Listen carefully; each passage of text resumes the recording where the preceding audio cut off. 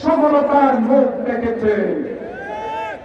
আজকে বাংলাদেশের মানুষের মনোভাব বুঝতে হবে, বাংলাদেশের মানুষের ইচ্ছা বুঝতে হবে। এই অভ্যুত্থানের প্রত্যাশা আমাদের বুঝতে হবে। আজকে মানুষের প্রত্যাশা হলো ফেসিবাদ বিদায় হয়েছে, অন্য কোন ফেসিবাদ যেন বাংলাদেশের মস্তকে আবার না আসতে পারে। আমরা অত্যন্ত দুঃখ পরাক্রান্ত হৃদয়ে দেখেছি 3 মাস ওবায়দুল কাদের আশ্রয় ছিল। আমরা জানতে চাই,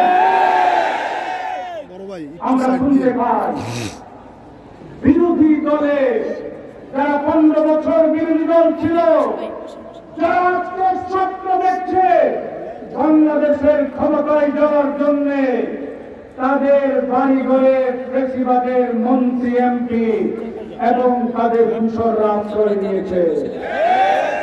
পরিষ্কার কথা, ফেসিবাদকে যারা আশ্রয় দিবে বাংলাদেশের ক্ষমতায় তারা আসবে না, আসতে যাওয়া হবে না, হবে না ইনশাআল্লাহ।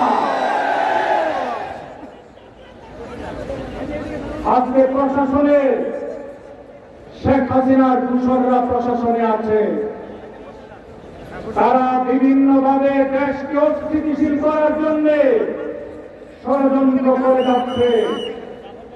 একের পর এক ষড়যন্ত্র হচ্ছে।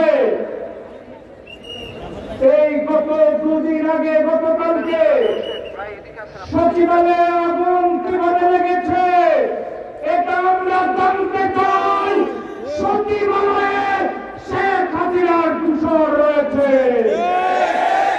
সচিবালয় থেকে বাংলাদেশের সকল প্রশাসনের সর্বস্তর থেকে হাসিনার দালালদেরকে বের করে দিতে হবে। জুলাই আগস্টের অভ্যুত্থানে আমার যে সকল ভাইরা শাহাদত বরণ